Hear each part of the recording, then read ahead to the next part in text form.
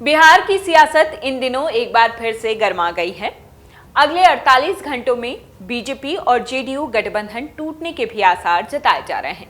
वहीं सियासी बवाल को देखते हुए अब संभावना ये भी जताई जा रही है कि राज्य में कभी भी बड़ा राजनीतिक उलटफेर हो सकता है। 11 अगस्त तक नई सरकार बनाने की भी हलचल है और इन सब के बीच जेडीयू ने मंगलवार को अपने सभी सांसदों और विधायकों की बैठक बुला ली है।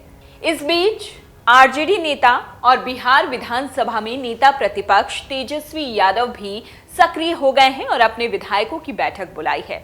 इस बीच अब सवाल ये उठ रहा है कि आखिर बिहार में राजनीतिक उठापटक की कहानी, बड़ी पटकथा आखिर कब और कैसे लिखी गई, तो आइए हम आपको पर्दे के पीछे की पूरी कहानी बताते हैं। दरअसल बिहार के मुख्यमंत्री नीतीश कुमार 6 जुलाई को अचानक ही पटना के पारस अस्पताल के ग्राउंड फ्लोर पर बने वीवीआईपी वार्ड में लालू यादव से मिलने पहुंचते हैं, जहां उनका इलाज चल रहा था। वार्ड में ही बिहार के मुख्यमंत्री नीतीश कुमार से ये पूछा जाता है कि क्या लालू यादव को सरकारी खर्चे पर दिल्ली भेजा जाएगा। सवाल सुनते ही नीतीश कुमार ने कहा, ये कोई पूछने वाली बात है, लालू जी को तो सिंगापुर लेकर जाना था इलाज के लिए। फिलहाल दिल्ली एम्स में उनकी सभी जांचें होंगी और इलाज भी होगा।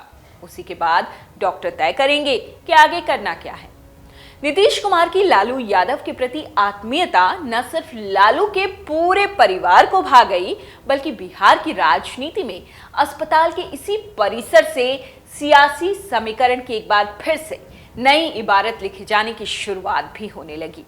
फिर पटना से लेकर दिल्ली तक जेडीयू और आरजेडी के नेताओं का जो मिलना जुलना शुरू हुआ, उसके बाद चर्चा होने लगी कि बिहार में जल्द ही कोई बड़ा राजनीतिक घटनाक्रम घटने वाला है।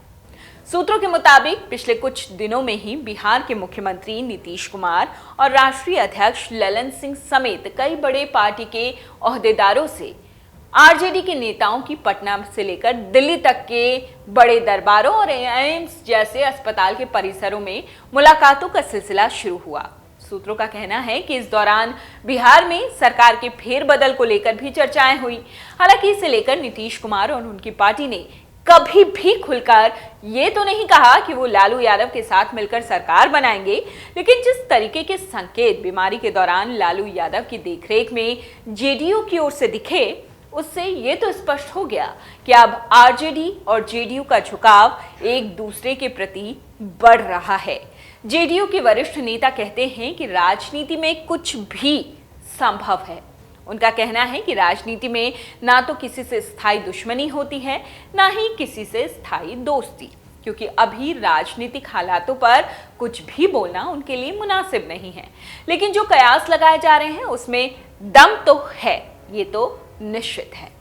जानकारों का कहना है कि लालू यादव को जिस तरीके से नीतीश कुमार के अपनेपन वाले प्रयासों की वजह से एम्स में दाखिल कराया गया, उससे न सिर्फ जेडीयू के नेता बल्कि आरजेडी के नेताओं की मुलाकातों का सिलसिला भी दिल्ली में शुरू हुआ। बिहार की राजनीति को करीब से समझने वालों का तो यहां तक कहना है कि जिस दौरान लालू यादव एम्स में भर्ती थे, ठीक उसी दौरान जेडीयू के वरिष्ठ नेता वशिष्ठ नारायण सिंह भी पटना से दिल्ली इलाज के लिए आए। सूत्रों का कहना है कि इसी दौरान वशिष्ठ नारायण सिंह को देखने के लिए पटना से जेडीयू और आरजेडी के बड़े बड़े रणनीतिकारों का दिल्ली एम्स में आना जाना हुआ। राजनीतिक जानकारों के मुताबिक अस्पताल के इस परिसर में ही बिहार के बदलते सियासी समीकरणों ने जमकर जोर पकड़ा, क्योंकि यहाँ पर राजनीतिक दलों के नेताओं का मिलना न सिर्फ आसान था, बल्कि सियासी समीकरणों को साधते हुए बातचीत के सिलसिले को आगे बढ़ाना भी बेहद सरल हो चुका था। लालू यादव के दिल्ली एम्स में दाखिल रहते हुए कांग्रेस के नेता राहुल गांधी भी उनसे मिलने पहुंचे थे। चर्चाएं तभी तेज होने लगी थी कि बिहार की राजनीति में कुछ बहुत बड़ी खबर मिलने वाली है, कुछ बहुत बड़ा बदलाव होने वाला है।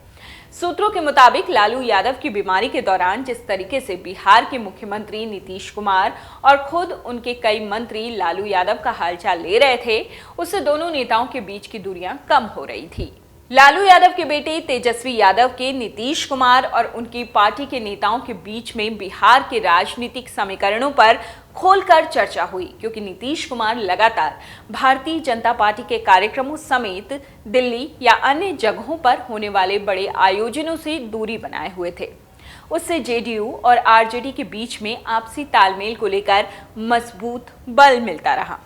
तो आइए अब हम आपको बताते हैं कि कैसे बिहार की राजनीति में अगले 48 घंटे बहुत ज्यादा अहम हैं और क्यों अहम हैं। बिहार की राजनीति को करीब से समझने वाले जानकारों के मुताबिक ये बात तो सच है कि बिहार के मुख्यमंत्री नीतीश कुमार ने जिस तरीके से लालू यादव से मिलकर उन्हें और उनके परिवार समेत पार्टी को आत्मीय बल दिया, उससे राजनीतिक गलियारों में तमाम तरीके की चर्चाओं का बाजार गर्म होने लगा। उनका कहना है कि निश्चित तौर पर जेडीयू और आरजेडी के बीच बीते कुछ दिनों में जो नजदीकियां बढ़ी हैं, वो बिहार में आज के बदले समीकरण में एक नई कहानी कह रही हैं। जानकारों का यह भी कहना है कि बिहार की राजनीति में अगले 48 घंटे बहुत ज्यादा अहम हैं, क्योंकि जेडीयू और आरजेडी अपने विधायकों की सांसदों की बैठक कर रहा है। निश्चित तौर पर अचानक बुलाई गई इन बैठकों में बिहार को लेकर कोई बड़ा राजनीतिक उठापटक वाला फैसला भी निश्चित तौर पर हो सकता है। कहने को तो नीतीश कुमार और बीजेपी नेताओं के बीच में मतभेद लगातार बने हुए थे। कई बड़े मौकों पर यह न सिर्फ खुलकर सामने दिखा, बल्कि इस वजह से तमाम तरीके की राजनीतिक चर्चाओं को भी बल मिलने लगा। बावजूद इसके 2 साल से ज्यादा बीजेपी और जेडीयू की सरकार बिहार में बनी हुई है।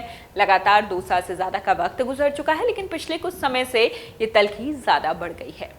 बिहार के राजनीतिक विश्लेषक ये मानते हैं कि ये तल्खी सबसे ज्यादा तब बढ़ी जब आरसीपी सिंह को पार्टी ने किनारे करना शुरू किया। वो कहते हैं कि जेडीयू बीजेपी से पहले से इस बात से नाराज थी कि चिराग मॉडल से उनका बड़ा नुकसान हुआ था।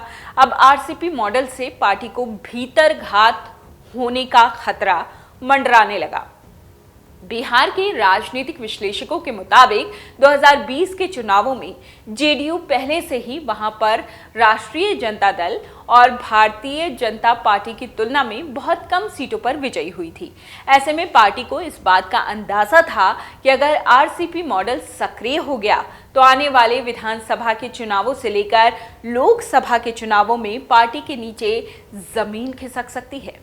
और यही वजह रही कि जेडीयू ने अपना भविष्य देखते हुए बिहार में नई जमीन तलाशने की कोशिशें शुरू कर दी। डाउनलोड करें अमर उजाला ऐप और पाएं खबरें लगातार। अगर आप ये वीडियो YouTube पर देख रहे हैं तो हमारे चैनल को सब्सक्राइब करें और बेल आइकन को दबाना ना भूलें। अगर आप Facebook पर ये वीडियो देख रहे हैं तो हमारे पेज को लाइक करें।